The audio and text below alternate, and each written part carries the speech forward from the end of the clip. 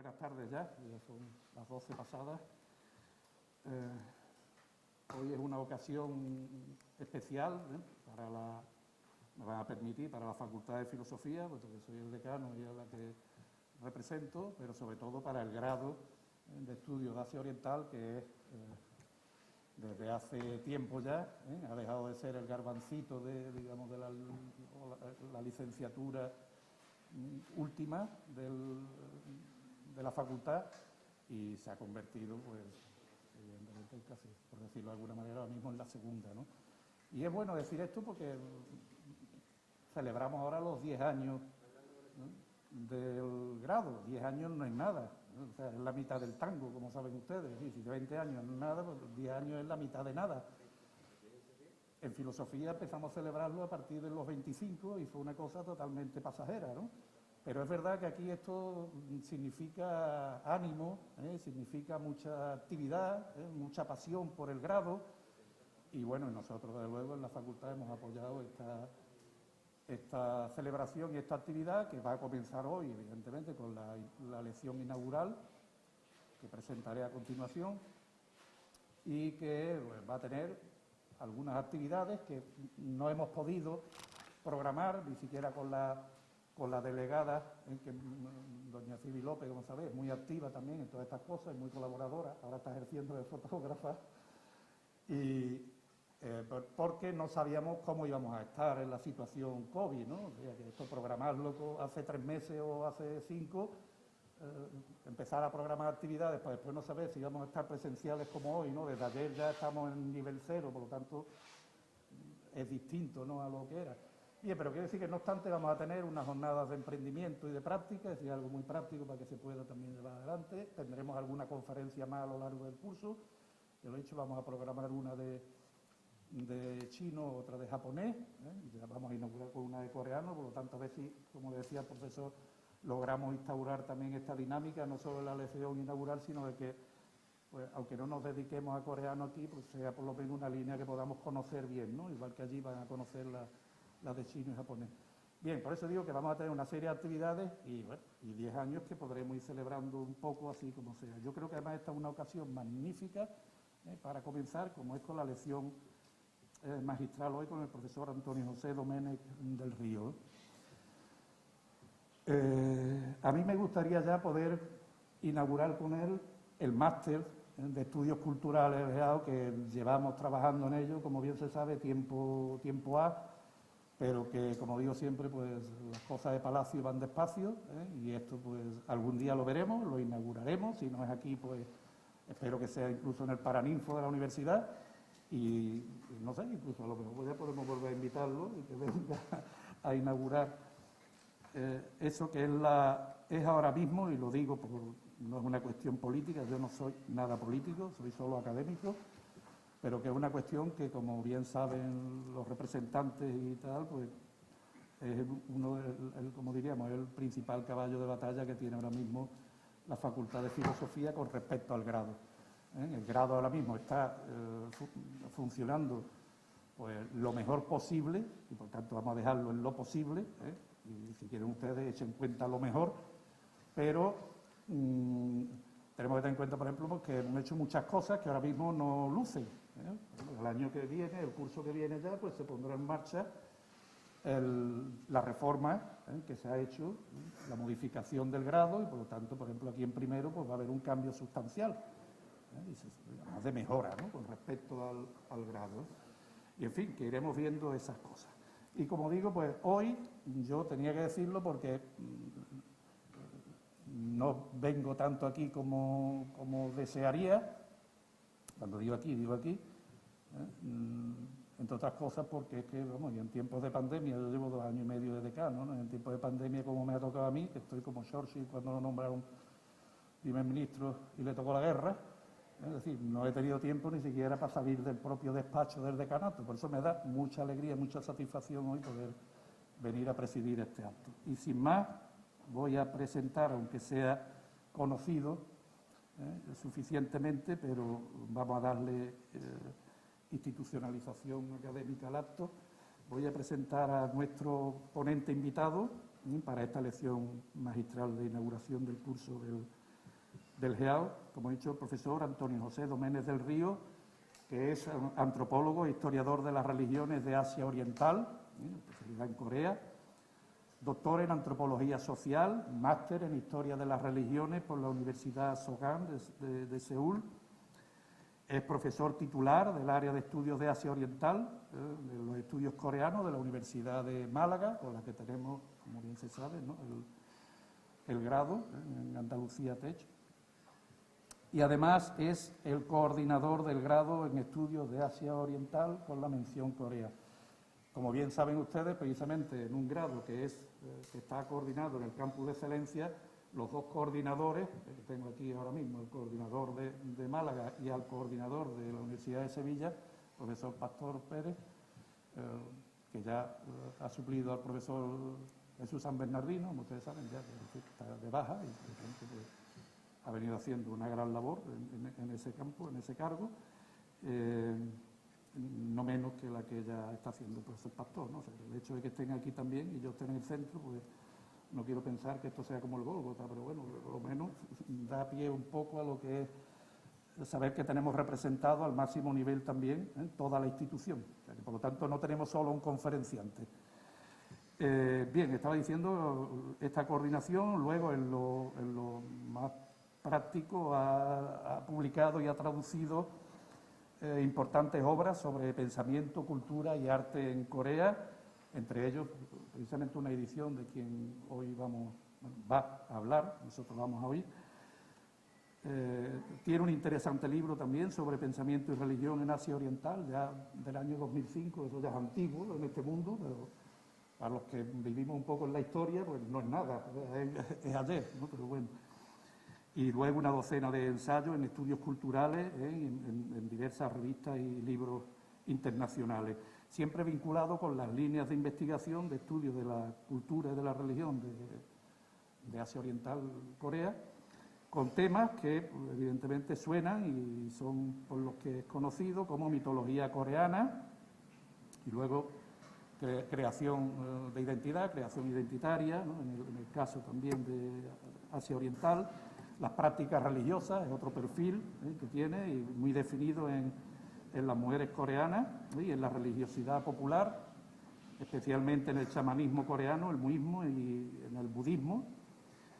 Estudios, otra línea sobre desarrollo histórico y contemporáneo del chamanismo coreano y también del pensamiento coreano dentro del confucianismo y el budismo. Y, en fin, por no extendernos, pues diálogo, que podríamos decirlo así, diálogo intercultural e identidad en la cultura coreana, ¿no? Popular coreana. Es investigador principal del proyecto Camino hacia la Igualdad, red de estudios coreanos sobre inclusión del Ministerio de Educación de la República de Corea, condecorado con la Orden al Mérito Cultural. Me arriesgo, pero no sé cómo se pronuncia el Wang. ¿Ves cómo que bien suena cuando se sabe? ¿Y qué era la traducción? La busqué, pero se me ha olvidado. La flor que se pone, no, ese. Como ves, el interés de los filósofos siempre es infinito, no termina nunca, ¿no? Bueno, pues bien, esa orden al mérito es muy importante porque la entrega el propio presidente de la República de Corea en reconocimiento a la contribución que hacen externos por promover el idioma, la literatura coreana, en este caso en España y en Iberoamérica, ¿no? Lo tienen ustedes en un vídeo dentro de la Universidad de Málaga, si alguien quiere en un momento dado también verlo. Y a continuación ya le voy a ceder la palabra al profesor Doménez, que va a proceder a impartir esta lección inaugural, como digo, titulada El secreto para desterrar la ignorancia, Ji Yul-gok y su filosofía de la educación. Se trata, como se verá, una deferencia que ha tenido también el profesor, que aunque haya traducido y estudiado, podía haber elegido cualquier otro tema, pero efectivamente el de un filósofo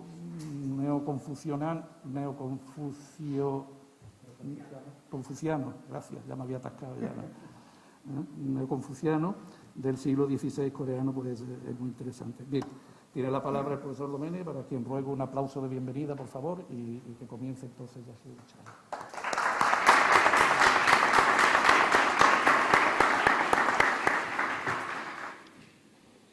Bueno, ¿sí? ¿Sí? Bueno, si no les importa a ustedes, más cómodo para... Perdón, quiero decir que es una costumbre que hemos llevado a cabo con los conferenciantes siempre, que la persona que habla es, entre otras cosas, porque se escuche mejor, ¿no? Se quita la mascarilla, no creo que haya ningún problema ahora mismo en ese caso. Estoy vacunado y todo. Bueno, antes de nada quería agradecer al profesor Sevilla, el decano de la Facultad de Filosofía, y al coordinador del grado de Estudios de Asia Oriental, por esta invitación. La verdad que es un honor poder estar con todos ustedes aquí esta mañana, tarde, para celebrar esta inauguración, digamos, ¿no?, del curso. Y además, como ya ha dicho el señor decano, pues el hecho de que son los 10 años del grado, ¿verdad?, del grado de Estudios de Asia Oriental, en las 3 menciones.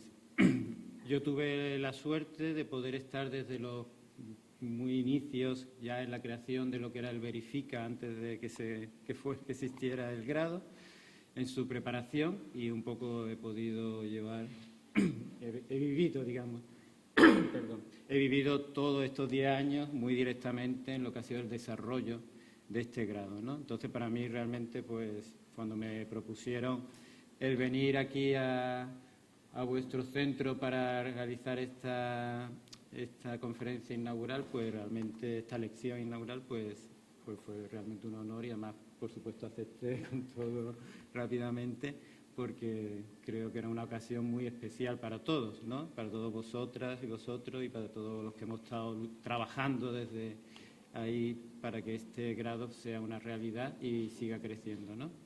Entonces, pues nada, agradecer también un recuerdo especial para el profesor Jesús San Bernardino, porque también desde un principio estuvimos trabajando juntos en el desarrollo de este grado, y bueno, siento que no puedas participar hoy en este evento. Y bueno, también aprovecho para saludar a todos los profesores del grado y saludar a todos vosotros y vosotras, que es un placer poder conoceros. No sé, creo que no sé, en este curso también hay algunos alumnos de Málaga que vienen aquí de hacer una parte. No sé si hay alguno de Málaga que haya venido. Sí, ya te había reconocido, aunque con la máscara, pero no sé si hay alguien más. No, solo estás tú. Allí. Entonces, pues nada, también un placer. Que sé que a lo largo de los distintos cursos siempre ha habido también alumnos de Málaga que han estado, y siempre están muy contentos. Cuando vuelven a Málaga están muy contentos de su experiencia aquí en Sevilla.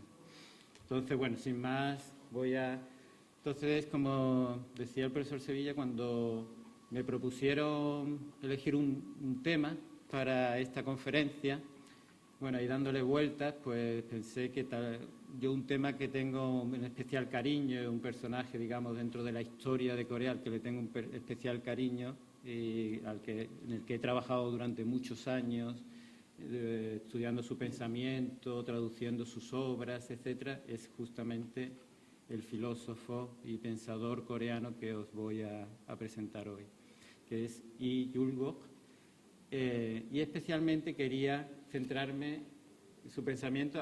Haré algunas menciones de algunos de otros elementos filosóficos de su pensamiento, pero bueno, realmente yo creo que era una buena ocasión también, como vosotros, estudiantes de estudios de Asia Oriental, de escuchar un poco lo que él proponía, cómo se tenían que educar los jóvenes que querían formarse, especialmente, claro, en su época, formarse en el pensamiento confuciano, etcétera, pero en general era cómo formarlos para ser personas virtuosas, ¿verdad? Entonces, bueno, creo que ese sigue siendo uno de los grandes objetivos, creo que de todos nosotros y nosotras, y pues digo, bueno, es una buena ocasión para hablar de esto, y como él, qué elementos nos propone para poder ser esas personas virtuosas y que ponen todo el entusiasmo en ese estudio, porque para él era esencial el estudio como una parte en la formación de cualquier persona. Entonces, se va a hacer un poco... aquí, bueno, presento un poco, para poner en contexto, voy a hablar un poco de su vida, un poco también para ponerlo en contexto histórico, aunque creo que algunos de vosotros ya conocéis, pero bueno, un poco ponerlo cuál era la situación del pensamiento en esa época y la filosofía en ese momento, y después, específicamente, que es donde vamos a centrarnos más, hablaremos de cuáles eran sus propuestas de filosofía de la educación. Quería comenzar leyendo este fragmento, que es justo la introducción que él hace al libro, el Keonmo Yogyol, que bueno, yo en la traducción lo he traducido como El secreto para desterrar la ignorancia, ¿verdad? Que es este librito, que no es muy grande y, bueno, si tenéis oportunidad os aconsejo que lo leáis, pero justo en la introducción que él mismo hace a este texto, dice por qué escribe este texto, ¿verdad? Y quería leeros lo que él dice. Cuando me encontraba en las costas del Mar del Sur con intención de escoger una casa para vivir, se acercaron unos jóvenes y me rogaron que fuera su maestro. Me sentí avergonzado de reconocer que no podía ser su maestro. Y por otra parte también pensé que si los jóvenes se acercaban a los estudios por primera vez, ignorarían la dirección que debían tener sus preguntas. Y si además preguntaban esto y aquello sin ningún propósito determinado, no podríamos ayudarnos mutuamente. Además, me dio miedo pensar que seguramente seríamos objeto de las burlas de la gente. En consecuencia, escribí este compendio en el cual he señalado la forma de crear una voluntad firme, los cometidos que cada uno debe realizar, las normas para servir a los padres, las normas para tratar a las otras personas, y lo he llamado el secreto para desterrar la ignorancia.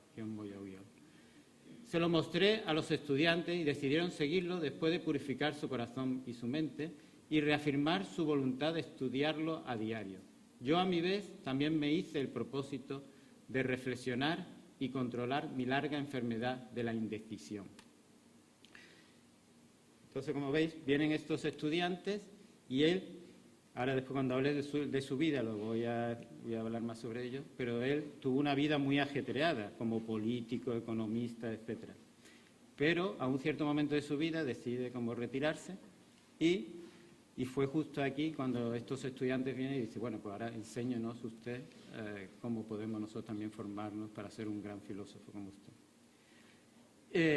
Y él dice, no, yo no, en este momento no me siento capaz, sobre todo porque me siento que tengo esa enfermedad de la indecisión. Entonces, y si os enseño, creo que la gente incluso se va a burlar de nosotros. Pero, a partir de ahí, decide que eso lo tenía que pensarlo, ¿no? Y estudiarlo para poder transmitirlo realmente como se debe. Y es cuando escribe esta obra, de la que hablaremos un poco más adelante. Esto para que lo tengamos como inicio, pero ahora vamos a ver un poco la vida de este filósofo. Como vive durante el siglo XVI, ¿verdad? Que estamos ya como en la primera parte, pero al final esta primera parte del periodo Choson, que ya, bueno, ya han pasado casi 2 siglos desde su instauración. Entonces, cada vez más el pensamiento neoconfuciano se está instaurando en Corea, en la península coreana. Y es justo en este periodo cuando aparecen los grandes filósofos del pensamiento neoconfuciano coreano, hay muchos, pero bueno, fundamentalmente los grandes más famosos son justamente el pensador Lee Yul-gok, del que vamos a hablar hoy sobre todo, y Twege, que mencionaré muy brevemente. Pero son los dos grandes pensadores que van a dar como la cara o las características más específicas de lo que va a ser el neoconfucianismo coreano, propiamente coreano. O sea, el neoconfucianismo, como sabéis, viene de China, ¿verdad? Y llega a la península, ahora hablaremos un poco de su historia y tal, pero al principio es acogido tal como era en China y, bueno, se intenta transmitir tal cual era en China. Pero con el paso del tiempo, claro, los propios filósofos coreanos empiezan ya a darle sus propias características. y le dan ese color coreano, digamos, de los filósofos propiamente. Y van a ser estos dos filósofos los que van a darle ese aspecto más coreano al neoconfucianismo que venía de China, que ahora veremos.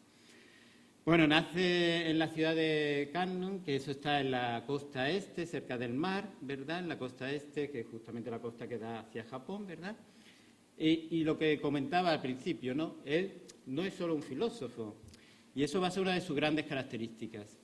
Él va a ser un gran pensador, pero va a querer ponerlo muy en práctica. Y que esos pensamientos que él tenía sobre cómo había que vivir, etcétera, y gobernar, etcétera, que ya realmente llegaran a la gente. Entonces va a ser también va a tener puestos políticos, va a ser un gran educador, sobre todo ya veremos, un filósofo, un economista, va a ser también incluso un estratega en la guerra también, o sea, se va a tocar un poco de todos los palos, pero sobre todo va a intentar llegar a que sus pensamientos, su forma de entender realmente tuviera una implicación en lo que era la vida de la gente, en la vida y el gobierno de la gente. Entonces, va a estar muy ocupado por esto. También, hablando de la educación y de su filosofía de la educación, es muy importante saber la educación que él recibió. Eso le va a influir muchísimo a él. Él va a ser un caso bastante especial porque va a estar educado fundamentalmente por su madre. Cuando era una época, como ustedes ya saben todos, donde las mujeres no tenían mucha posibilidad de estudiar y de tener una educación formal como la que tenían los hombres, ¿verdad? Los que se educaban eran los letrados confucianos, ¿verdad?, que seguían todo un camino de educación, estudiando los clásicos, etcétera, ¿verdad? Pero las mujeres prácticamente se mantenían en las casas, ¿verdad?, y ellas eran las responsables de la vida al interior de las casas. Y no tenían una educación formal como la que tenían los hombres. Pero la madre de Iyulgo es un caso bastante particular y va a ser muy reconocida a nivel también como una de los personajes más importantes dentro de lo que es la historia cultural de Corea. Y ella, ya cuando era niña, su padre fundamentalmente le educó en el estudio de los clásicos y debatían en casa muchísimo. Y entonces un poco le dio la educación, aunque fuera en casa, no fue a los centros de educación confucianos, pero sí que en su casa el padre la educó como si fuera un hijo en vez de una hija, ¿no? Era un hombre. Entonces le hizo toda la educación de los clásicos, etc. Y esa misma educación que ella recibió se la va a transmitir a Yulgok durante su infancia. Y va a ser ella va a ser la que va a influir más especialmente en la vida, en el proceso educativo de Yulgok. Aquí he puesto esta foto que es de la casa de la familia de Yulgok, donde vivió la madre con él, que está situada en esa ciudad, como decía, de Gangnam, que eso está en Gangwon-do, que es esta provincia en la costa este. Entonces aquí, como decía, la madre se llama Shin Sain-dan y fue artista, escritora, calígrafa, poeta, la madre de... Y eso, fue una gran educadora, que educó a sus hijos y especialmente a Yulgok en la lectura, especialmente de los clásicos, en el debate. Él va a hablar mucho de los debates que tenía en su familia, con su madre incluso, sobre temas de los clásicos. Y bueno, y pues dibujo, pintora, es muy famosa, especialmente es conocida en Corea, especialmente también por sus dibujos. Tiene unos dibujos preciosos.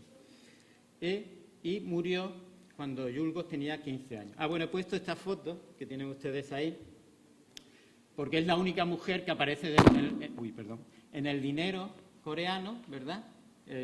Los billetes coreanos, la única mujer que aparece su imagen es ella, Shin Sain-dan, que es la madre de Yulgok, ¿verdad? Es un billete nuevo, además, el más grande que hay, 50.000 wones, y aparece la imagen que aparece es justamente de ella. Vamos a ver después, que os enseñaré también, que en el de 5.000 wones, ¿verdad? El won es la moneda coreana. En el de 5.000 wones aparece la imagen de Yulgo, de nuestro filósofo de hoy. O sea, pero en el de 50.000 aparece ella. Entonces, un poco bueno, aquí es la vida de Yulgo un poco. Ya desde muy pequeño, pues tenía como que se le consideraba muy inteligente. De hecho, le dieron el sobrenombre o el apodo, ¿no?, de visión de dragón, Hyeol-leong. Y a sus 12 años ya se presenta por primera vez a los exámenes para funcionarios del reino y consigue el primer escalafón dentro de los 9 escalafones que había en esa época. Y a los 15 años ocurre, como hemos mencionado, que se muere su madre, ¿no? Y esto va a ser un momento muy importante en su vida. De hecho, decide dejarlo todo y hacerse monje budista, ¿verdad? Se va a un templo y se hace monje. Y hasta los 20 años va a estar viviendo vida monástica y se dedica a... Bueno, yo he puesto aquí se dedica a estudiar el confucianismo, pero en verdad lo importante de esta época es que estudia no solo el confucianismo, que también... Bueno, no, a los 20 años. Durante los 15 años estudia el budismo y estudia también durante su vida monástica mucho sobre el taoísmo. Entonces tenemos un filósofo, un pensador de esta época que estaba muy profundamente formado, no solo en las ideas neoconfucianas, que después él va a desarrollar, pero en las cuales ya se va a ver la influencia que también va a tener el taoísmo y el budismo, porque él mismo había estado formado en estas dos corrientes de pensamiento también, ¿no? Entonces, un poco este periodo, después de toda su formación para ser, ¿cómo se dice?, funcionario, pues había sido el estudio, porque los exámenes se llamaban los exámenes de Kuago, los exámenes para ser funcionario tenían que ser exámenes que estaban basados en el estudio de los clásicos y de los libros clásicos confucianos, ¿verdad? Pero vemos que después también se dedica a estudiar los libros clásicos del budismo y del taoísmo. Entonces, un poco recoge todo este pensamiento. A los 20 años, como digo, deja ya la vida monástica y se vuelve al estudio del confucianismo y entra también en la vida, en lo que va a ser su vida política, ¿no? Entonces, ya cuando sigue subiendo en el escalafón del funcionariado, ¿verdad? Y a los 29 años, pues ya llega a ser incluso ministro de Finanzas y más tarde consejero particular del rey, ¿no? Entonces, como vemos, pues va a tener una vida muy activa políticamente y de hecho va a influir mucho en las políticas que va a realizar en el rey durante este periodo. Sobre todo va a tener unas políticas que van a influir mucho en cómo se van a repartir las tierras, etcétera, y que van a influir mucho en el campesinado de la época. Como decía, después de todo este periodo de ajetreo político, etcétera, finalmente en el 580 abandona todos sus puestos de gobierno y funda una academia de estudio confuciano, que es lo que se conoce como Unbyon Chonsa, que en la actualidad se encuentra en Corea del Norte, cuando se dividió, es la foto que tenéis aquí abajo, ¿verdad? Cuando se dividió el país, la península, pues justo esto queda en Hwanghae-do, que es la provincia que está como más al sur de Corea del Norte, en la frontera, y justamente ahí es donde está esta academia. Pero claro, en aquel periodo no había Corea del Norte y Corea del Sur, ¿verdad? Era todo el reino de Choson. Pero justamente se conserva todavía y aquí tenéis la foto, ¿no? Después finalmente pues muere a la edad de 48 años en 1584. Como decía, aquí pues tienen ustedes el billete de 5.000, que es justamente con la imagen de Yulgo. Entonces, bueno, es un pensador que, como decía al principio, su idea principal es promover la virtud y hacer que las personas sean virtuosas, y especialmente los jóvenes, sus estudiantes, es lo que más le va a preocupar. Sobre todo en la segunda parte de su vida, digamos, esta parte final, que él dice, bueno, pues todo lo que yo he hecho está muy bien, pero lo que si quiero dejar algo para el futuro es que tengo que formar a estos jóvenes para que puedan ser virtuosos y ellos realmente se conviertan en grandes letrados confucianos y grandes gobernantes, porque él estaba muy preocupado por el gobierno también. Entonces, promover la ayuda mutua, la transmisión de la moral, las buenas costumbres, alejarse de los vicios, formar el espíritu moral del pueblo. Esta era su principal preocupación, ¿no? Y aliviar el sufrimiento del pueblo y proteger la integridad de la nación. Por eso también, como decía antes, pues tuvo también incluso políticas con respecto a las invasiones que venían de fuera, etc. Grandes patriotas. Pero, como decía, lo más importante para él realmente era la educación. Esta idea sobre lo que él pensaba sobre la educación, su filosofía de la educación o pensamiento sobre la educación, la reflejó en muchas obras. Pero, bueno, yo aquí he mencionado 3 porque creo que son las más importantes, que son estas 3. Una de la que voy a hablar más específicamente, que es Kyonmoyogyo, El secreto para desterrar la ignorancia, Hakyo Mobon, reglas de comportamiento ejemplar en la escuela, y el Shimu Yokcho, que serían las 6 reglas para seleccionar gente capaz.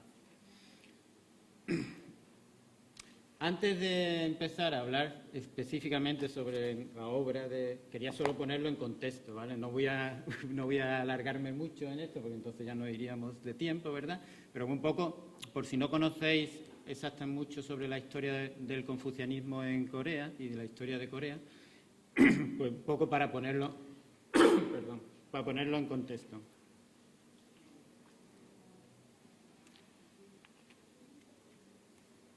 Como sabéis, el confucianismo, a lo mismo que el budismo y el taoísmo, llegan a la península coreana desde China alrededor del siglo IV.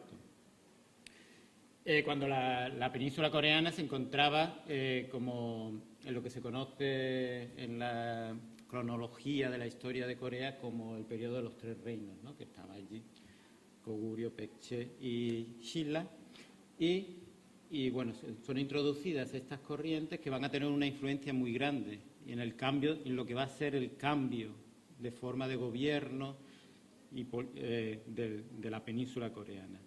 En unos principios, el que más va a influir en este proceso de centralización del poder, porque la península coreana era fundamentalmente un lugar tribal, ¿no? Donde había distintos grupos, clanes y tribus que estaban muy divididas y tal, en el proceso de unificación del poder, pues al principio el que más va a tener influencia va a ser fundamentalmente el budismo. Pero ya en esta época, pues también entra este pensamiento confuciano, donde empieza también a influir, sobre todo a nivel político, de reforma, creación de sistema de gobierno, cultural, etcétera, pero realmente cuando hasta el siglo VII prácticamente no tiene un gran desarrollo, realmente una influencia grande en lo que era la estructura del reino.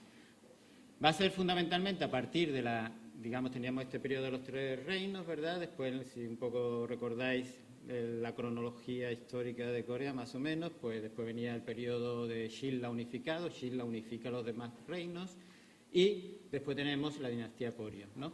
Va a ser ya a partir de la dinastía Goryeo donde realmente el confucianismo va a empezar a tener una influencia más grande dentro de lo que es la sociedad coreana, ¿no? Bueno, se instauran ya una serie de instituciones que tenéis ahí, este tipo de exámenes para llegar al funcionariado, para ir subiendo dentro del funcionariado del gobierno y del reino, ¿verdad? Pues se instaura este tipo de exámenes que están basados fundamentalmente en los conocimientos confucianos.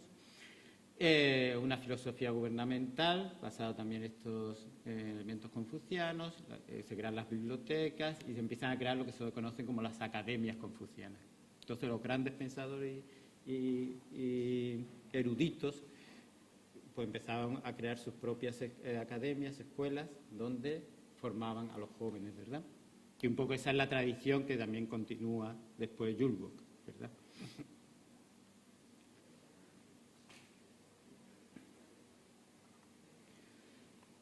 Ya en la segunda parte de la dinastía Goryeo, pues cada vez mayor la influencia y es donde se introduce el neoconfucianismo, ¿verdad? Las ideas neoconfucianas hasta ahora, pues fundamentalmente eran las ideas de Confucio, Mencio, etcétera, que influían a este pensamiento confuciano. pero ya empiezan a ver, entran las ideas neoconfucianas de Sushi fundamentalmente y se crea lo que es la escuela neoconfuciana, que es lo que en coreano se conoce como Chuya Hak. Chuya es sushi en coreano. Entonces empieza ya a aparecer y estamos viviendo. Yo que normalmente doy la clase, me da por levantarme, por eso estoy ahí, porque me quiero levantar todo el rato, pero empiezan a... el periodo de Koryo, como decía, el budismo va a ser el pensamiento y la religión que va de estado, de hecho, porque se consideraba un estado budista, pero a partir de la segunda parte de Koryo empieza un periodo muy complicado de crisis, de gran crisis dentro de la península coreana. Primero porque empiezan a haber las invasiones procedentes de los pueblos mongoles, ¿verdad?, que empiezan a entrar en la península. Eso crea, bueno, no vamos a entrar en eso, pero ya crea una crisis de gobierno muy profunda. Y el budismo también empieza a entrar en crisis, porque empieza a haber también mucha corrupción en los templos. Claro, como había sido la religión del reino, pues bueno, habían conseguido muchísimas tierras y tal, y la corrupción cada vez era mayor. Entonces aparecen ya un grupo de intelectuales neoconfucianos que van a decir, bueno, pues hasta aquí hemos llegado, porque es tiempo de hacer un cambio. Entonces, basándose en las ideas neoconfucianas y en muchos otros elementos de gobierno, pues empieza a surgir una corriente que van a intentar buscar un cambio en la forma de gobierno. Y eso va a dar lugar al que se termine el periodo, se acabe con la dinastía Koryo y se inicie lo que ha sido el gobierno de la península coreana prácticamente hasta el periodo colonial, ¿verdad?, a principios del siglo XX, pues lo que se conoce como la dinastía Choson, ¿no?, el periodo Choson, ¿no? Entonces fue justamente a finales del siglo XIV donde este movimiento de oposición al budismo y de buscar un cambio va a dar lugar a este cambio y que se cree un nuevo estado, una nueva dinastía, un nuevo reino, el reino de Choson, que va a estar fundamentado ideológicamente en el pensamiento neoconfuciano, ¿verdad? Bueno, ahí tenéis una de las cosas que ocurre en esto también, bueno, por curiosidad, cambia la capital y la capital de Koryo estaba en Kaesong, que eso está justamente cerca de la frontera está en Corea del Norte, justamente en la zona de división. No sé si habéis escuchado, pero esta era una zona que cuando en los momentos de conversación entre Corea del Norte y Corea del Sur, pues era una zona que se podía incluso visitar y era una zona industrial compartida entre Corea del Norte y Corea del Sur. Y bueno, yo incluso he visitado en Corea del Norte, porque era posible, en ciertos momentos era posible visitar esta zona de Kaesong en Corea del Norte y tuve la oportunidad de visitarlo. Y entonces cambia a lo que es Hanyang, que es lo que es actualmente Seúl, ¿verdad? Es justamente en esta época que aparece la capital de Corea del Sur, que es Seúl, ¿no? Bueno, aquí son elementos, digamos, de cómo va transformándose esa sociedad en una sociedad neoconfuciana. Cada vez toma mayor importancia lo que eran los elementos propios del neoconfucianismo. Entonces van tomando muchos de los elementos de la moral, de la ideología, sobre todo de las formas de gobierno. La cuestión de los ritos, los rituales van a ser fundamentales durante este periodo. Entonces, pues eso va a dar una impronta muy importante a todo lo que es la sociedad en la península coreana. Y se van a crear grandes instituciones educativas también De hecho, se crea lo que es lo que se considera la primera universidad en la península coreana, que es Songyungwan Daehakyo, que existe hasta la actualidad. No sé si alguno conoce, pero es una de las más importantes incluso en la actualidad, que es esta que tenéis aquí, y donde se mantiene un poco lo que era la antigua... Aquí he puesto esta foto para que veáis un poco los nuevos edificios con los edificios antiguos, porque se ha mantenido... Y una de las cosas que mantiene esta universidad es justamente el pabellón dedicado a Confucio. Esto va a ser una universidad dentro de la tradición confuciana, ¿verdad? Y ese pensamiento sigue presente de actualidad, aunque en la actualidad el gran ¿cómo se dice? Económicamente, el que aporta dinero ahí a la universidad económicamente, el gran benefactor de esta universidad es Samsung, que todos conocen, la gran empresa Samsung es digamos, esta la considera como su propia universidad, pero en principio era ¿no? Tiene esta tradición. Bueno, y tiene este pabellón dedicado a Confucio, que lo he puesto también, para que veáis la importancia que ha tenido también el confucianismo y el perdurar del confucianismo en la historia de Asia Oriental y que Corea ha tenido en ese proceso. En este pabellón todos los años se celebran los ritos funerarios y los ritos en honor, ¿verdad? Hemos dicho que eran muy importantes los ritos en este periodo. Y se siguen manteniendo esos ritos dedicados a Confucio y a los grandes pensadores confucianos y compañeros de Confucio. Y es el único lugar en el mundo donde esta tradición de hacer estos rituales se ha mantenido en el tiempo sin que fuera cortado. Mientras que en China se hacía también, ¿verdad? Pero cuando la revolución cultural y eso se acabó con eso, ahora se han retomado, ¿no? Porque ahora se está recuperando lo que es el confucianismo y todo esto, y ahora se está haciendo una relectura de todo eso, pero bueno, ese es otro tema. Pero este es el lugar donde se ha mantenido esta tradición hasta el día de hoy, ¿no? Y sin interrupción, ¿no? Y se mantiene ahí. Es una ceremonia muy vistosa, yo también he participado varias veces y tal, y si vais a Seúl alguna vez, os aconsejo que vayáis a verla, porque es muy bonita. Bueno, para entrar ya, porque si no nos vamos a ir mucho tiempo, un poco en lo que es el pensamiento realmente de la educación y la filosofía de educación, solo decirnos que en el pensamiento neoconfuciano coreano básicamente se va a centrar, que no vamos a entrar en ello, pero se va a centrar en dos conceptos.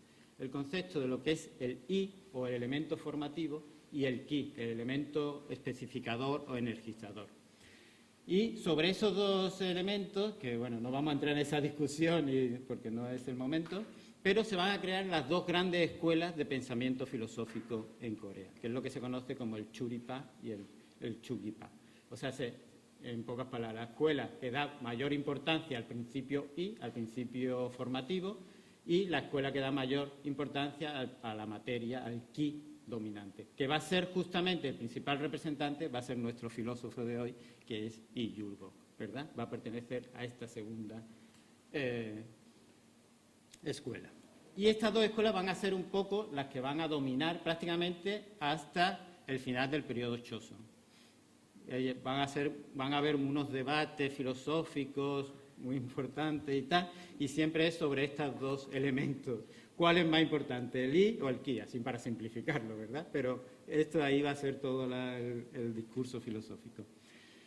Este es el otro pensador que os dije, ¿no? Y Twege, que nosotros no vamos a entrar, que le da mayor importancia al principio I, ¿verdad? Y va a igualarlo, a considerarlo que es semejante a lo que es el principio supremo, que es el Taeguk en coreano, ¿verdad? Y bueno, ahí va a haber, no vamos a entrar. Lo característico también de este pensador es que va a hacer, en el siglo XVI que estamos, ¿verdad? Él también es de la misma época, va a ser como el inventor del PowerPoint en tiempos de Choson, porque ya él toda su filosofía la puso en cuadros así. Y la explicaba, porque se la iba a explicar al rey. Se la tenía que explicar al príncipe y al rey, y se lo quería explicar que fuera lo más didáctico posible. Entonces hizo ahí como unas diapositivas, ¿verdad?, que ahí tienen ustedes, y en 10 diapositivas resumió todo lo que era el pensamiento filosófico neoconfuciano. Pero bueno, lo pongo ahí porque es muy característico. Como decía, para que vean ustedes la importancia que le dan en Corea del Sur a estos dos filósofos, ¿no? Twege, el que estaba comentando, es el que aparece en el billete de 1.000 wones, y Yul-gok, el que aparece en el billete de 5.000 wones. Vamos a entrar ya, finalmente, en la filosofía de la educación de Yul-gok. Y Yulgov pues tiene una colección de obras que está en 38 volúmenes. La obra que os voy a presentar especialmente es el volumen 27 y, como decía, es un libro de introducción a la educación confuciana. Era lectura obligatoria para todos los jóvenes que se querían dedicar a ser funcionarios o letrados confucianos y está dividido en 10 capítulos que vamos a ir viendo poco. Bueno, no todos porque no tenemos tiempo, pero vamos a ver más o menos. Para empezar, el título, ¿no? Es Kyonmo Yogyol. Para aquellos que también saben chino, pueden ver los caracteres, que lo he puesto ahí para que vean. Entonces, tenemos como 4 caracteres, ¿verdad? Tenemos Hyokmon en coreano, se pronuncian así, ¿verdad? En chino, pues realmente no sé cómo se pronuncian, pero en coreano se pronuncian así. Y el primero, pues nos dice que el significado que tiene es atacar, enfrentarse, golpear. Y el segundo, mon, es ignorancia, la oscuridad, la estupidez. Entonces, es cómo hacer para atacar, ¿no? Para golpear, para enfrentarse a la ignorancia. Esa es nuestra principal, para Yulgov, la principal problema que tenemos es que somos ignorantes, ¿verdad? Y eso hay que superarlo. Y él mismo se considera que a veces sigue siendo, ya hemos leído al principio la introducción, ¿verdad? Y él mismo se consideraba como que todavía estaba ahí dubitativo, que todavía no conseguía llegar a esa.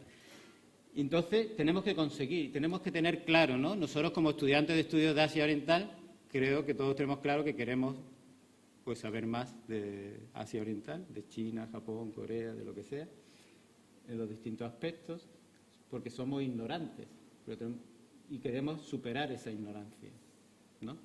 Ese es el primer paso. Y después dice Yogyol, ¿no? Que son otros 2 caracteres, lo esencial, lo vitalmente importante, lo indispensable. Y el Kyol es es un carácter que quiere decir método secreto, también quiere decirse separarse, despedirse. Entonces, él nos va a enseñar lo que es realmente importante, el método que es verdaderamente importante para conseguir realmente atacar, enfrentarse con esa ignorancia, ¿no? Y eso es lo que va a intentar en estos 10 capítulos que nos va a presentar en este librito.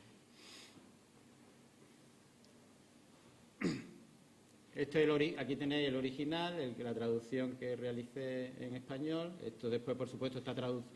Porque, claro, como ustedes saben también, el libro está escrito en chino clásico, ¿verdad? Porque en ese momento, aunque ya se había creado el Hangul, ¿verdad? El Hangul se creó en el siglo XV, o sea, anterior a Yulgov.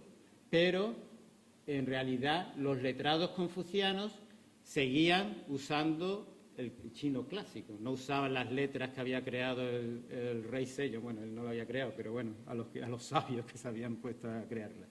Pero, porque decían que esas letras eran de la gente ignorante, porque era la gente que no, sobre todo las llamaban las letras de las mujeres, porque decía que eran las letras que podían usar las mujeres, pero realmente los hombres estudiosos y sabios lo que usaban era el chino clásico, no el Hangul, ¿verdad? Y entonces, bueno, está originalmente escrito, ahí tienen el original, pero ahora ya hay muchas traducciones al Hangul también, ¿verdad? Que aquí le he puesto justamente la que yo usé, las dos, el coreano, que es esta, usé esta traducción al coreano y la original en chino clásico. Pero bueno, vamos, ¿qué es cómo empieza realmente? Son 10 capítulos, decíamos, ¿no? Pero él va a poner, sobre todo, para él, lo más importante de su filosofía de la educación lo va a indicar justamente en el primer capítulo de esto. Después va a decir, esto es de lo que tenemos que partir. Y después va a decir, ¿esto cómo lo hacemos? Y lo va a poner como muy práctico. Ustedes tienen que hacer esto, esto, esto, y van a conseguir lo que yo les voy a decir que tienen que hacer realmente para ser una persona educada, consigue superar esa ignorancia y que está en el camino, ¿para qué? Para ser un sabio. Porque, en definitiva, él lo que quiere es que nosotros lleguemos a ser sabios. Porque, como ustedes bien saben, Confucio ya decía, ¿no? Había varios tipos de personas. Estaba el vulgar, ¿verdad?, que era aquel que no quiere estudiar ni quiere saber nada de esto. El noble es aquel que pone todo el empeño, que realmente él dice, nosotros somos todos, estamos en ese camino de ser personas nobles. Y después estaba el sabio, que eso eran los que ya nacían con esa sabiduría, ese de esto. Y bueno, pues ahí es donde tendríamos que llegar, en ese camino de persona noble, ¿no?, que tenemos que llegar. Y él dice que para hacer eso, lo más esencial, ¿qué es? Determinar la voluntad. O sea, tenemos que estar decididos a llegar a esa sabiduría. Si no, no hay forma, ¿no? Él comienza, ¿cómo empieza, no? Después de esa introducción que leí al principio, él dice: el individuo que comienza su estudio, como todos nosotros, ¿verdad?, que estamos en ese proceso de inicio de los estudios, debe, antes de nada, determinar la voluntad. De esta manera debe tener el convencimiento que él también puede llegar a ser un sabio. Todos tenemos que tener claro que podemos llegar a ser sabios. No puede de ninguna manera concebir el más mínimo pensamiento de que no será capaz de realizarlo y de querer abandonar. No podemos dejar que tener ese pensamiento. Él mismo se dice: yo todavía tengo la enfermedad de la duda, ¿no?, de la que no, como que no voy a ser capaz. No, eso no puede ser. Desde el principio tenemos que estar convencidos de que podemos hacerlo y que podemos llegar a ser ese sabio, ¿no? Y para eso él va a proponer, pues bueno, él va a seguir fundamentalmente en su filosofía de la educación, no va a inventar así grandes cosas, va a seguir fundamentalmente lo que nos dice Confucio y lo que decía Mencio, fundamentalmente. Él va a basarse, y de hecho aquí en ese primer capítulo, él va a recuperar las palabras de Confucio y de Mencio sobre la educación. Y va a decir: en primer lugar, como decía Confucio en el Lunio, en Analectas, en el primer verso, dice, el maestro dijo: estudiar y ponerlo siempre en práctica, ¿acaso no es esto un gozo? Hay un amigo que viene de lejanas comarcas, ¿no es esto un placer ignorado de los hombres? No se indigna, ¿acaso este no es un noble? O sea, ya Confucio nos lo decía, y él nos decía a partir de ahí que había estos tres tipos de personas que recupera también, ¿no?, como dice Yulgo, pues estos tres, ¿no?, el sabio, el noble y el vulgar, ¿no? Entonces, estudiar consiste básicamente en beber de la sabiduría que emana de aquellos hombres de la antigüedad, que eran sabios de nacimiento, los reyes Yao, Shun y los fundadores de la dinastía Zhou. Por ello, aunque cuando se estudia es necesario pensar, el pensamiento solo es ineficaz e incluso peligroso. Estudiar sin pensar es engañoso. Pensar sin estudiar es peligroso. O sea, no podemos separar estas dos cosas. Por eso al principio él también decía, cuando vinieron los primeros estudiantes, solo estudiar no puede ser, tenemos que entender lo que estamos estudiando y tenemos que pensar sobre lo que estamos estudiando y saber qué tenemos que preguntar. O sea, simplemente hacer preguntas por preguntar no es suficiente. Tenemos que pensar, por eso tienen que ir unidas estas dos cosas, ¿no? Estudiar sin pensar es engañoso y pensar sin estudiar es peligroso, ¿no? Entonces, partiendo de ahí, esto lo parte, y después el otro elemento que recupera Yulgo es la idea de Mencio de que el ser humano es bueno por naturaleza y que esa naturaleza buena y sabia la tenemos ya, que es lo que él también llama, ¿no?, como ese corazón original, el Ponshin, en coreano se pronuncia así, Ponshin, Benshin, creo, en chino, que es esa naturaleza virtuosa, sabia, que tenemos ya, pero que a veces la hemos olvidado. Entonces tenemos que recuperarla. Y es ahí donde Yulgo dice, bueno, pues ahora tenemos que estudiar para recuperar y saber que nosotros somos también esa persona virtuosa, bondadosa, y lo tenemos que hacer teniendo una determinación muy profunda de nuestra voluntad, de estar convencidos de que realmente lo somos sabios y que podemos llegar a hacerlo, ¿no? Porque ya en nuestra naturaleza está esa posibilidad. Entonces, pues, dice, ¿no?, esa necesidad, aquí después va desarrollando esa idea y que eso lo tenemos que hacer a través del estudio y la educación, ¿no? Y ahora, a partir del siguiente capítulo, aquí es como que pone los principios teóricos en el primer capítulo, ¿no? Tenemos que poner esa voluntad para encontrar esos principios y ahora dice, ¿cómo lo hacemos? Y él dice, bueno, pues hay que hacerlo lo más práctico posible. no que él se queda, porque lo que va a caracterizar a Yulgo es que va a ser muy práctico. En comparación con Twege, ¿verdad?, el otro filósofo que habíamos hablado, que se queda como muy en lo metafísico, la verdad, y habla de un montón de cosas metafísicas, del ki, del teguk y tal, y de nuestra esencia, y que nuestra esencia es igual al teguk y tal y cual. Él va a decir, bueno, todo está muy bien, pero eso lo tenemos que poner muy claramente en práctica. Realmente su filosofía y sus herederos de su filosofía van a iniciar una corriente filosófica, se llama Shirak, que es el conocimiento práctico, que es otra corriente filosófica posterior a Yulgo, que se basan en la idea de Yulgo, y básicamente lo que va a decir, bueno, estos neoconfucianos están locos, porque solo se quedan ahí pensando en las cosas de no sé qué, que nadie se entera de nada, del I, el Ki, o no sé qué historias, pero no hacen ningún caso a lo que le estaba pasando al campesino allí en el campo, o a las mujeres, o a los esclavos, las esclavas, etcétera, ¿no? Entonces, él va a decir, Yulgo ya va a estar preocupado de eso, y después va a haber esta corriente del Shirak, del pensamiento práctico, que va a continuar esta corriente de decir, todo este pensamiento filosófico lo tenemos que poner en práctica. Pero bueno, esa es otra cosa. Pero entonces él dice, bueno, ahora, ¿qué ocurre en los siguientes capítulos? Bueno, aquí hablo de los pensamientos, pero yo creo que esto lo vamos a pasar, que es lo del Ki y el I, este famoso, pero eso lo dejamos, que un poco está basado en todas las ideas del neoconfucianismo. O sea, él no dice cosas muy nuevas, lo que pasa es que le da mayor importancia a lo del Ki, sobre todo para esa idea de la practicalidad, ¿verdad? Entonces, en el segundo capítulo, ¿verdad?, va a decir que se llama el control de sí mismo ante las viejas costumbres. Él dice que nosotros todos y todas tenemos una serie de hábitos que nos mantienen ahí, como que no nos hacen descubrir esa sabiduría que ya tenemos dentro de nosotros. Y fundamentalmente son estas, las viejas costumbres, y él va a decir, las va a presentar una por una, ¿verdad?, y va a decir cómo podemos superarlas. Y dice, primero es que somos perezosos, que estamos siempre inquietos moviendo de aquí, que queremos, ahora con lo de la pandemia nos hemos movido menos, pero normalmente estamos todos, sobre todo nosotros los profesores también, ¿no?, vamos para arriba, para abajo, que si tenemos que dar una conferencia aquí, allí, etc.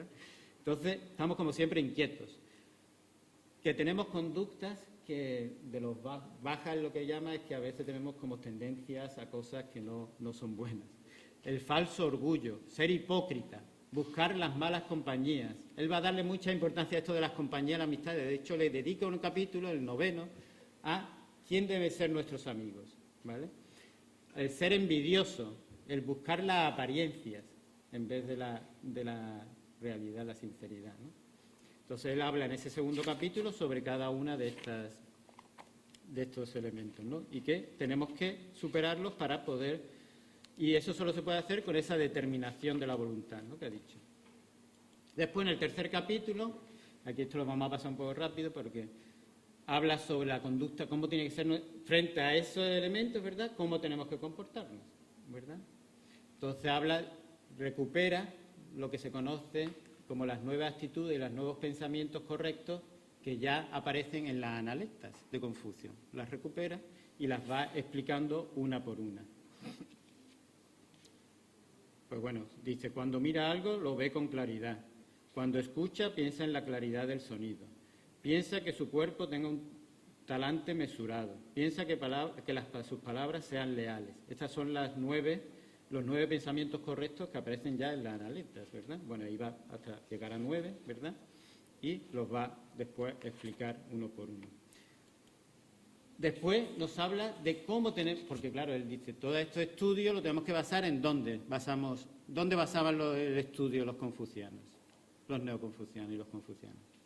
En los clásicos, ¿verdad? Había que leer los clásicos y los clásicos confucianos también, ¿no?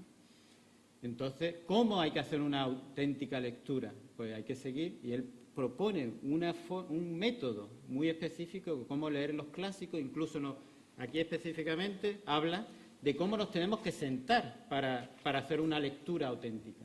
O sea, cómo, primero de todo, tenemos que reposarnos y estar en tranquilidad, porque hacer una lectura así de pronto, pues no vamos a conseguir profundizar en ello. Entonces tenemos que como tranquilizar nuestro cuerpo y nuestra mente, sentarnos de un modo concreto, ¿no? Él dice, sentarse en una postura derecha, juntando sus manos con los dedos entrecruzados, abrir su libro con una actitud respetuosa y humilde, sentirse dueño de su corazón y concentrar su atención incluso en los detalles, ¿no? Nos va y después, bueno, esto lo desarrolla y después nos dice qué libros sobre todo tendríamos que leer, ¿no? De esos clásicos, cuáles son los que nos van a ayudar más en ese proceso. Después habla sobre la piedad filial, de cómo servir a los padres, no vamos a entrar, porque ya eso lo conocéis cuando habéis estudiado mucho el confucianismo, pues un poco. Y después dedica 2 capítulos a cómo se tienen que hacer los ritos, el sistema de luto y los ritos funerarios, cómo es cuando alguien se muere un familiar, cómo se tienen que hacer los ritos y después los ritos de recuerdo de ese familiar a lo largo de los años. Y nos explica muy detenidamente cómo se tienen que hacer esos ritos.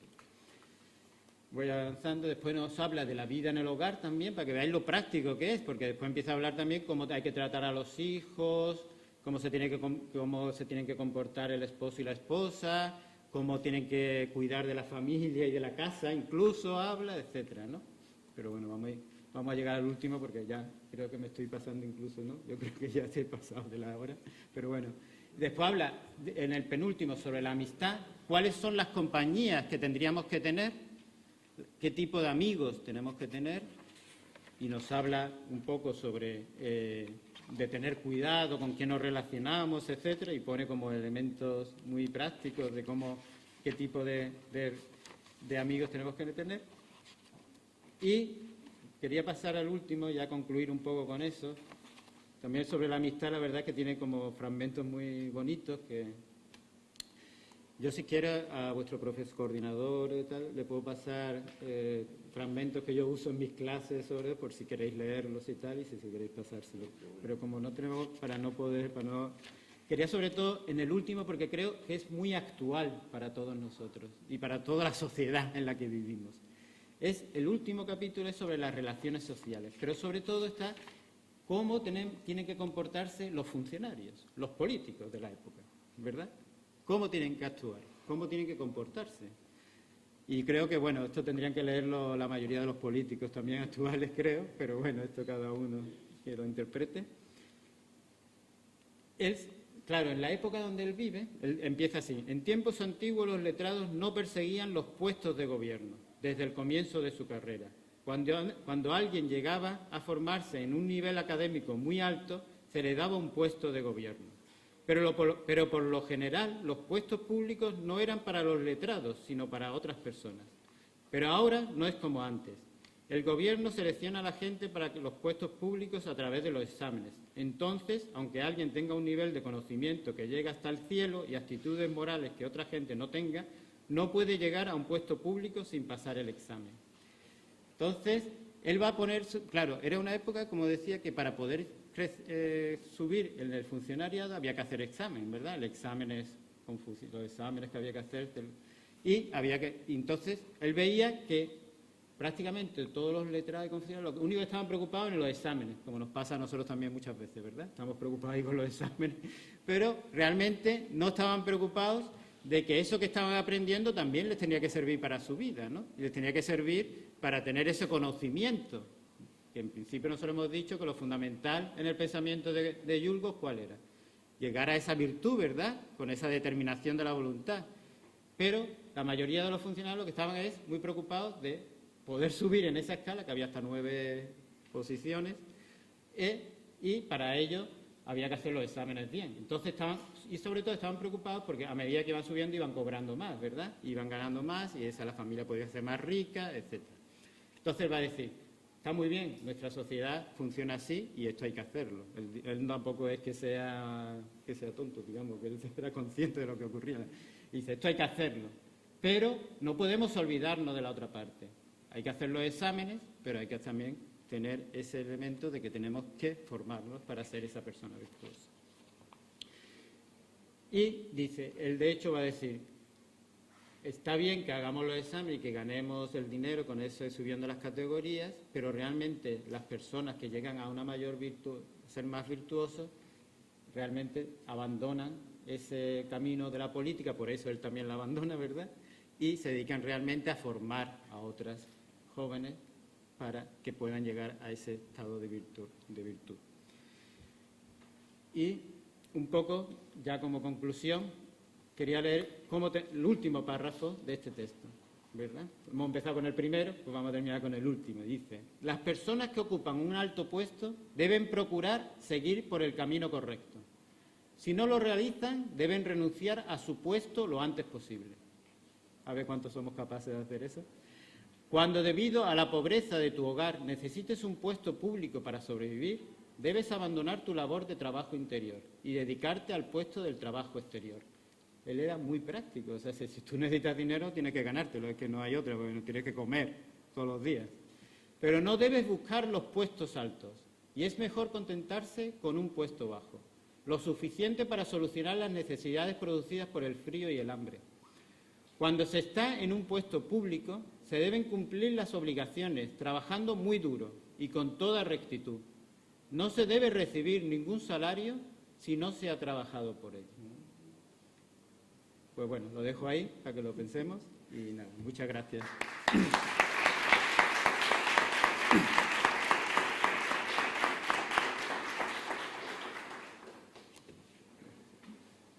Bien.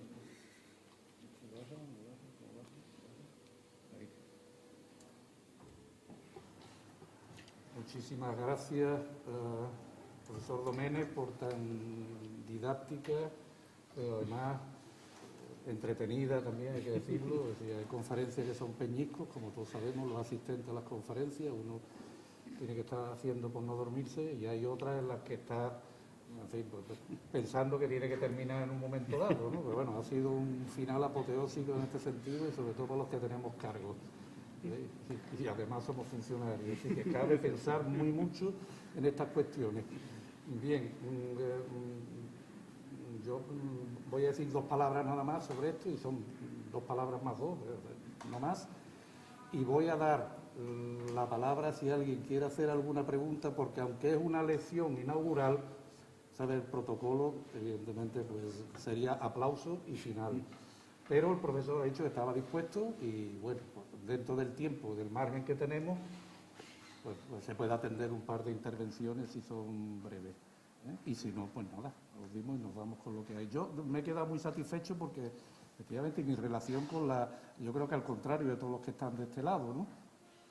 Sí, mi relación con la sabiduría oriental, por decirlo de alguna manera, y vamos a dejar el término filosofía para más lo griego, es decir, hay un estrato más profundo que nos une en todos los grados, que precisamente el de la sabiduría, ¿no? Entonces aquí, digamos, es algo que me alegra mucho encontrar, porque encuentro las mismas virtudes, los mismos defectos de cuando analizo la filosofía occidental, es decir, que solo se puede basar en ese concepto y en esa búsqueda de una sabiduría.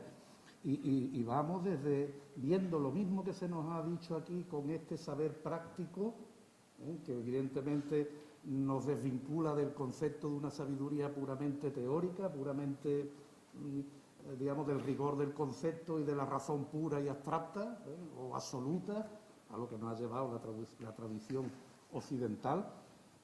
Y hemos perdido esa línea de sabiduría, de filosofía como sabiduría práctica, que evidentemente hoy aquí es un caso ejemplar, tal como se nos ha dicho, pero que podemos recordar y cotejar. Por eso digo que a mí me hace feliz poder integrar aspectos que no conozco en este caso, con nuestro Séneca, y evidentemente es un caso precisamente de esto mismo, frente a cualquier socratismo, por entenderlo de alguna manera. Bien, pasaría hasta por Maimónides, si queremos verlo en su sentido más propio del discurso, pero sobre todo en el humanismo, que es a donde quería llegar, en el humanismo que el italiano es del 480 y el 580, y que en nuestro caso es un poco más tardío, pero un humanismo de los Herrera, de los Vives, y que junto al italiano son esta línea digamos, de formar al individuo para la vida civil. No se nos olvide que es lo que está ahí arraigado, de esa manera tan evidente, como nos has mostrado, y tú además de forma clara, pero parece que no. Nosotros tenemos que reivindicarlo frente al dominio de la abstracción y de la teoría que nos hace tan infelices, ¿no?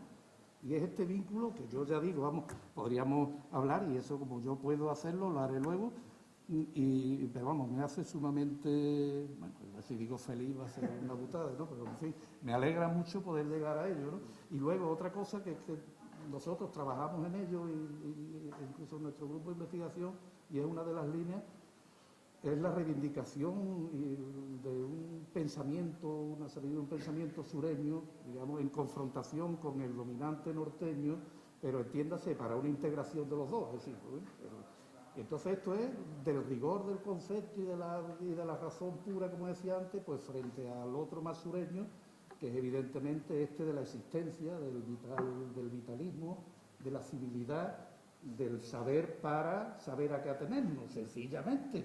Y es así de claro, ¿no? Y eso creo que es muy interesante porque une dos, no vamos a decir ni dos culturas, ni dos tradiciones, ¿no? Une dos modos de la sabiduría, porque al fin y al cabo, tanto en Oriente como en Occidente, podríamos decir, parafraseando, que la sabiduría se dice de muchas maneras, pero al fin y al cabo es una. En ese sentido, yo creo que es reconfortante ver que tenemos puntos en común en los cuales no tiene que haber ni siquiera un trasvase o una imposición, sino que en sitios distintos se lleva a cabo mismo. O sea, a mí me alegra muchísimo, te lo agradezco a nivel particular. Bien, doy la palabra si alguien quiere intervenir.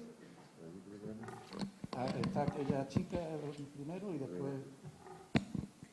Yo le quería preguntar, que ya que la educación de Jules Verne en un principio le vino dada por su madre, si a lo largo de su obra o de su vida hizo algo por promulgar esa educación en las mujeres o por cambiar su situación.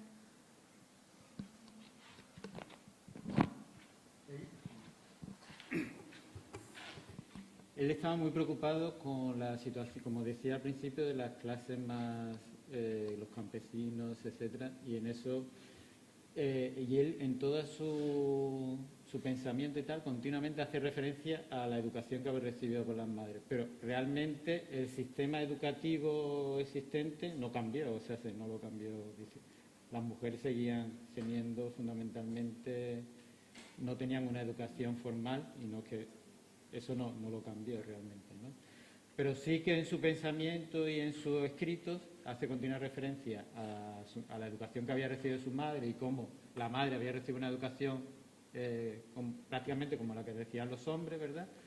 Pero las estructuras educativas realmente no se cambiaron realmente, ¿verdad? A ese nivel no, pero a nivel de que las mujeres también fueran educadas, pero siempre no en las academias de los hombres, sí que hace referencia a que también las mujeres, como había sido su madre, podían leer los clásicos, podían... O sea, no fue un revolucionario de los derechos de la mujer, no podemos presentarlo así, no sería como... Pero sí que, en cierto modo, en comparación con otros pensadores de la época y lo que decían los otros letrados y tal, sí que tenía una cierta... O sea, esta tendencia a considerar lo que había sido la educación y cómo había que educar también, que las mujeres también podían leer los clásicos, etcétera, ¿no? Pero siempre en el ambiente de la familia, ¿no? Del hogar, ¿no? Que era el lugar donde las mujeres se educaban, ¿verdad? En ese sentido.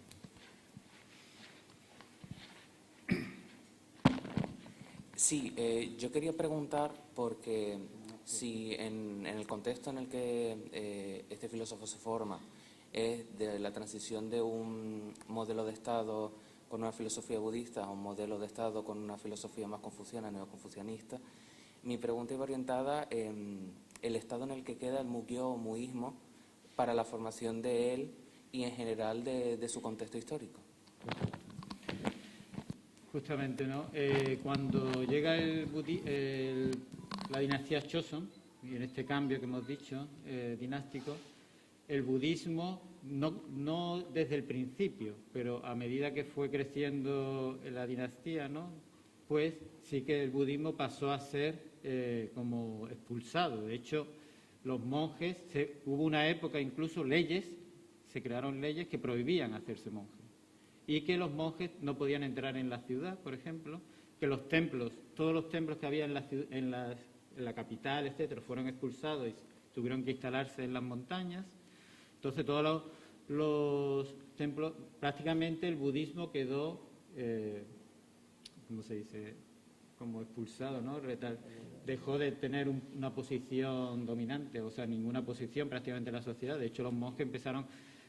la sociedad de Choson era una sociedad muy estratificada, donde había una serie de clases sociales y los monjes empezaron a pasar a considerarse como de la clase prácticamente más baja. Entonces, se produce un cambio radical, digamos. Pero no fue una cosa de que en el 1392, cuando se produce el cambio dinástico, ya el budismo quedara totalmente, sino que fue una cosa paulatina, ¿no? Por ejemplo, el rey Sejong, que es como el gran rey, ¿no?, de la época Choson, él, cuando crea el Hangul, lo primero que hace es pasar al Hangul unos textos budistas, y él se tiene constancia de que recibía monjes budistas, etcétera, y que él...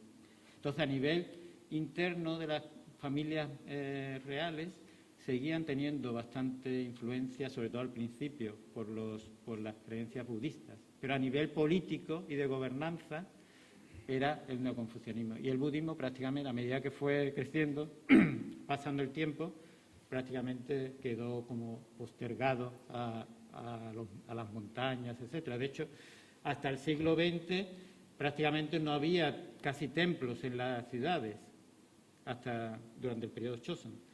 Básicamente, para poder visitar un templo budista había que irse a las montañas, lejos de los centros públicos.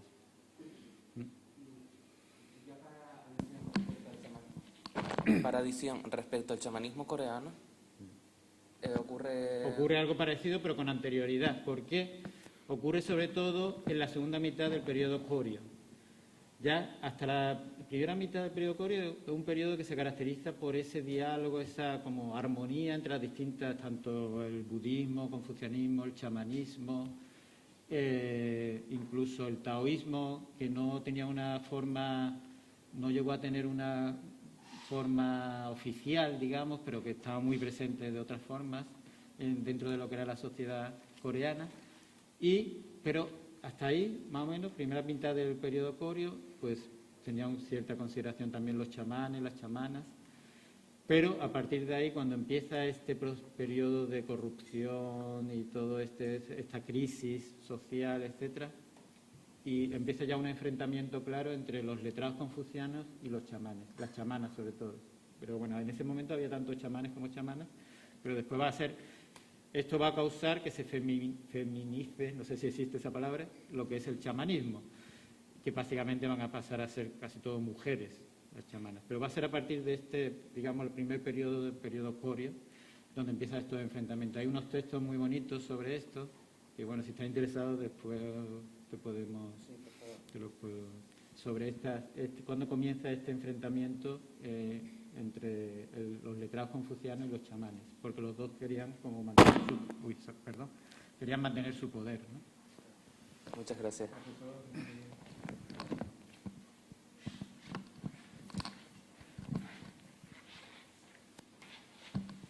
Muchas gracias, Antonio, por tu exposición. La verdad que me ha parecido muy, muy interesante. Estaba pensando, y es una reflexión que quería transmitirte también por conocer tu opinión, especialmente por la confluencia en ese periodo histórico, que efectivamente hay toda una serie de confluencias, como estaba planteando el profesor Sevilla hace un momento respecto a ese renacimiento, y hay muchas conexiones en común, pero incluso con periodos anteriores. Me estaba llamando muchísimo la atención, bueno, Samir Amin ya decía que el mundo, antes de atlantizarse y acabar segmentado por el capitalismo colonial y global, solo se podía entender en cuanto a la estrecha confluencia cultural y de flujos de todo tipo entre los tres grandes centros del mundo, que habían sido el Mediterráneo, Asia Oriental y todo lo que era el mundo persa, ¿no? Y toda esa. Entonces, claro, estaba escuchándote y digo, vamos a ver, es que hay un montón de confluencias muy interesantes de rescatar. especialmente en esa dinámica del diálogo intercultural en este mundo que cada vez es más caótico, desde el punto de vista de la noción de método, que es muy anterior al pensamiento de la razón práctica capitalista, como se puede ver en este tipo de tratados, pero incluso en tratados anteriores en el que la noción de camino como un método para alcanzar esa sabiduría, con una noción de la sabiduría que es holista, porque se entiende que debe permear al orden social, al orden político, el comercio tiene que estar dentro de toda una serie. También hay muchas confluencias, porque la noción de camino es el Din y el Tao. Y exactamente el Din en el Islam y el Tao significan exactamente lo mismo, camino para lograr, y con un método secuencial en el que primero la voluntad y luego el esfuerzo es la única forma de alcanzar esos objetivos, ¿no? Entonces todo esto me estaba viniendo a la cabeza con tu exposición, con lo cual te lo agradezco muchísimo, pero me estaba planteando y me gustaría conocer tu opinión, el valor que tiene realmente en el mundo contemporáneo rescatar esas confluencias históricas, esas filosofías, esas epistemologías de un mundo anterior al capitalismo, y que de alguna manera puede tener un enorme valor en las fracturas actuales, ¿no?, del neoliberalismo global y en la crisis multisistémica en la que nos encontramos. Me gustaría simplemente pues conocer tu opinión. Bueno, mi opinión ya me imagino, o sea, yo estoy convencido de que habría que recuperar este tipo de confluencia, que creo que estoy totalmente de acuerdo con lo que estabas comentando. Lo que pasa es que esa recuperación yo creo que hay que tener también cuidado, porque se están haciendo intentos. No sé si usted conoce toda esta tendencia de los nuevos valores asiáticos, que ha sido recuperada un poco por movimientos más bien dictatoriales y antidemocráticos. Entonces, hay que tener un poco de cuidado también con eso, ¿no? O sea, sí, yo estoy totalmente de acuerdo siempre que sea en esa línea que perfectamente usted ha descrito, ¿no? Esas confluencias de pensamiento y de ideas que han llevado a crear unas sociedades más armónicas y tal, que a lo mejor después, a cierto momento, pues se están destruyendo, ¿no? Pero, o sea, sé que no es tan simple como, o sea, no estoy diciendo que eso, pero que se puede manipular, yo creo, también todas estas ideas, ¿no? Entonces, te refieres como mitos fundacionales que de alguna manera acabarían reforzando, o tienen el objetivo de reforzar regímenes o ideas más bien de tipo también nacionalistas, sí, etcétera, ¿no? Entonces, bueno, pues o sea, hace falta como pensarlo bien eso, ¿no? Sí, sí. Repensar. Cierto.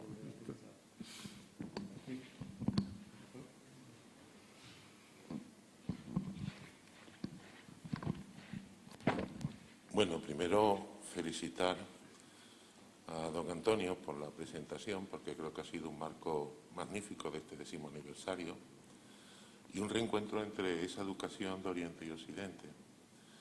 En nuestro mundo, Albert Einstein dice que todos somos ignorantes, lo que pasa es que ignoramos cosas distintas.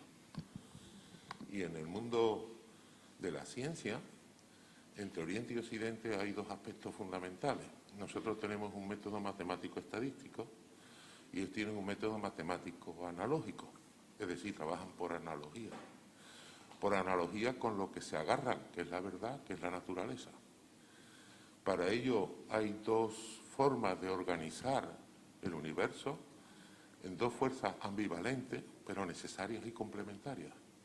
Y para nosotros, en nuestra estructura mental de Occidente, son dos fuerzas de dos contrarios. Y dos contrarios siempre serán contrarios. No respetan esas leyes de naturaleza donde coexiste todo el biosistema. Entonces, esa unión de la formación, pues aquí se hace desde un punto de disciplina. Antes hablaba también la compañera de cómo coexiste en el globo, de una forma general, lo que es en el 400, en el mundo italiano, pero eso forma parte de una existencia global del pensamiento humano, que es el campo antiguo, acásico, morfogenético o el inconsciente colectivo de Jung. que es un fenómeno que produce nuestra mente en el sueño profundo, en el llamado ondas teta, 7,83, nuestro símbolo de Phi, que es la forma en que entra ese cerebro en el pensamiento profundo y es como una nube que tenemos todos, porque en el Renacimiento no se dieron cuenta que está en el Renacimiento, es una clasificación posterior en el tiempo. Cambió el pensamiento de 1, de 10, de 1000, de 1.000.000 y ya todo aquello cambiaba. Hoy coexistimos en un momento global tóxico del ambiente. Tenemos una mochila que eso no se tenía hace 60 años, donde en cada 10 pacientes en Europa, 9 eran agudos y 1 crónico. Y hoy con el pasmoso avance de la técnica en todos los aspectos médicos, tenemos 9 crónicos y 1 agudo. Entonces, con esa toxicidad física también llega una toxicidad psíquica. Y ahí tenemos un caos. Y estamos en lo que estamos. Entonces, la necesidad de unir no solamente norte con sur, sino oriente con occidente, establecer esos puentes de la complementariedad. Y esa complementariedad en el conocimiento es lo que yo creo más importante en la formación de este grado, de transmitir una formación desde occidente de esa idea de integración global de lo que puede ser la humanidad. Porque ya no es la independencia ni la raza, es la defensa de algo que se llama el ser humano, de la humanidad. Y como decía Bertolt Brecht, uno solo no puede salvarse. Es decir, aquí generamos para hacer una competitividad individual, mientras que allí se hace de una forma colectiva, desde la formación básica. Los niños juegan al patio pasando una pelota que se va botando, porque todo se integra, todo es colectivo, todo es compartido. Y eso está fuera de la política, está fuera de la defensa de lo que es el concepto humano. Y ahí se impregna. Y cada uno o seguimos con la fuerza de los contrarios o con la fuerza de la complementariedad. Simplemente agradecer la presentación, la magnífica que hace y esa conclusión final que a algunos les desgarra las vestiduras. Muchas gracias.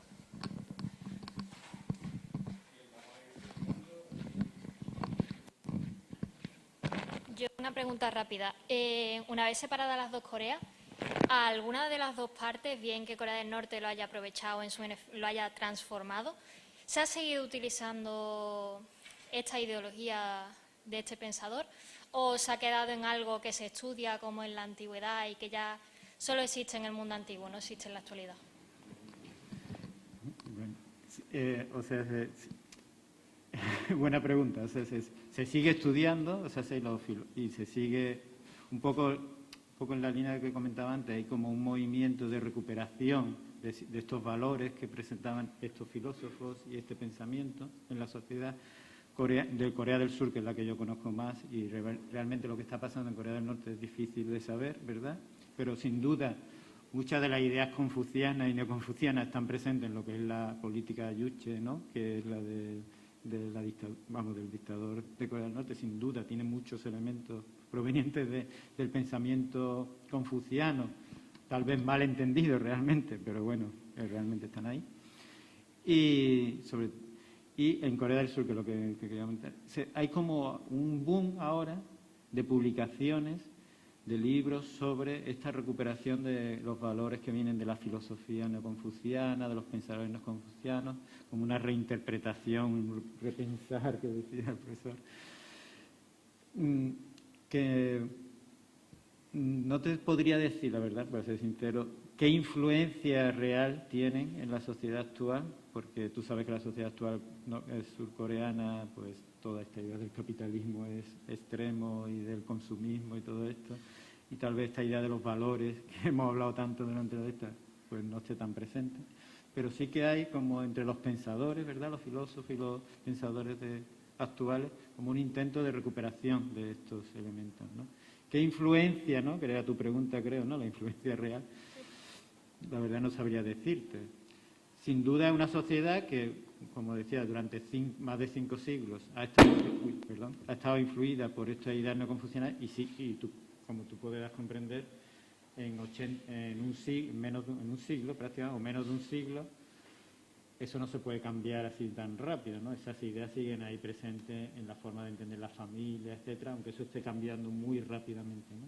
Y siguen muy presentes estas ideas tradicionales. O sea, que la tradición y esas nuevas ideas pues están ahí todavía muy conectadas, ¿no? Pero sí, un poco esto es lo que te podría comentar desde lo que yo pienso del asunto. Vale, gracias.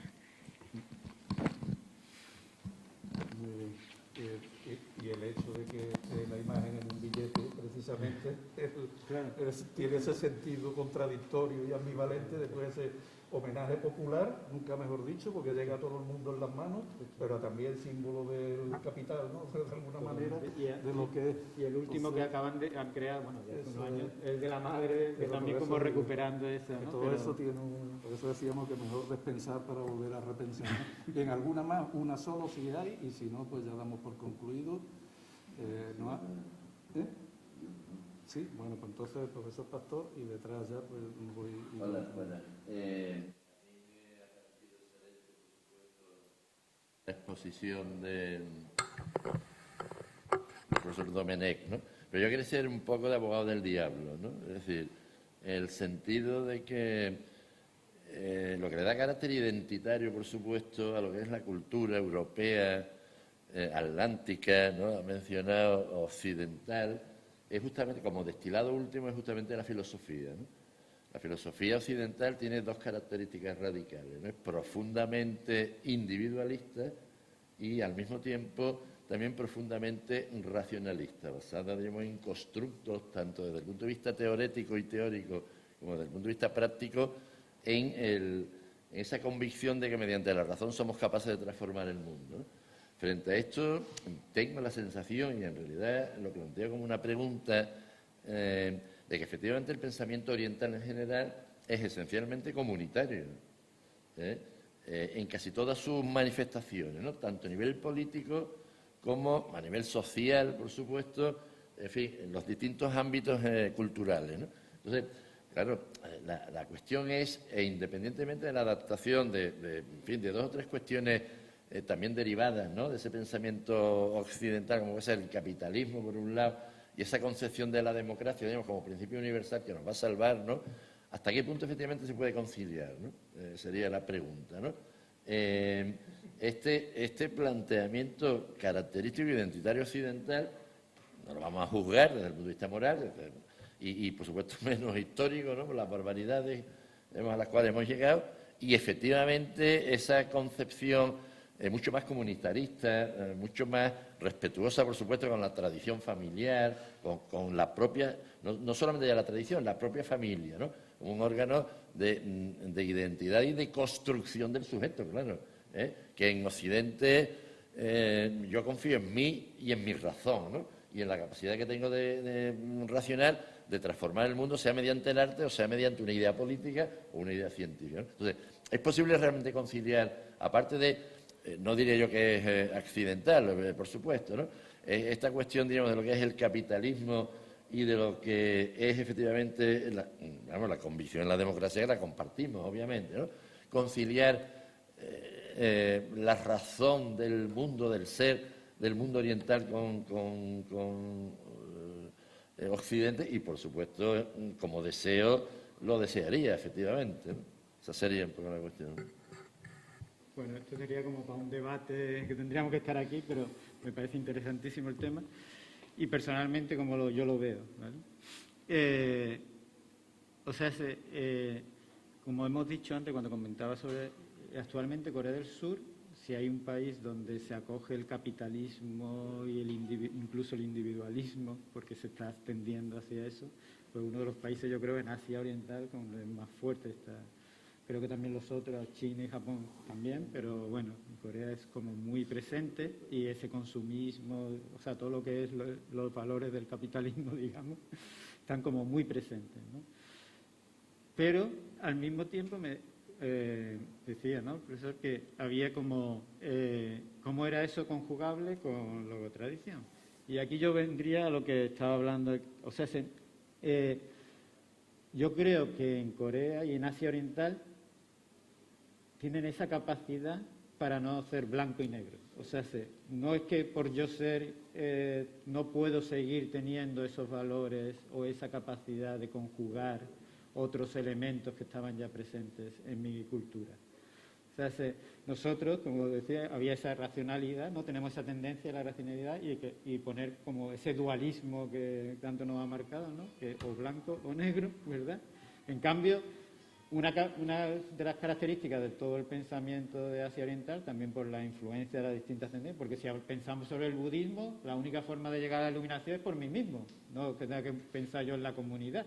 Para pensar, yo me tengo que iluminar yo, después, bueno, vinieron muchas interpretaciones y sí que, bueno, si soy un buen bodhisattva, pues tengo que ayudar a otros, pero en verdad, al principio, yo tengo que, y eso más individual que eso ya, no sé. Entonces, pero al mismo tiempo, bueno, han sabido como evolucionarlo y combinarlo también con esta idea del colectivismo o del grupo que, por supuesto, tradicionalmente eran muy importantes, ¿no? Y el confucianismo era uno de los que ha influido más en eso, ¿no? En esta idea de la familia. Pero eso no quita que se puedan como conjugar esos dos elementos. No necesariamente, pero una cosa elimine a la otra, creo yo. Eso es un poco como yo lo veo.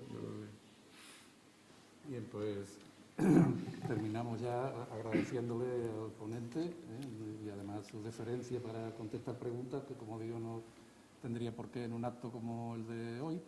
Y luego agradecer también, en este caso, a la delegada, como dije antes, que se ha implicado bastante en que esto tuviera lugar y llegara a buen término. Al PAS, que ha estado colaborando, y sobre todo también al personal de medios audiovisuales que, bueno, que ha permitido que se pueda grabar este acto y, bueno, y en un momento dado pues lo tengamos disponible en la web por si alguien quiere revisitarlo, como se decía, o a quien no haya podido venir, pues sencillamente tenga acceso a él, ¿no? Y los medios de este tiempo, pues está bien que los utilicemos también, ¿no? Aunque no todo sea... Bueno, pues muchísimas gracias sobre todo a los presentes y, bueno, finalizo.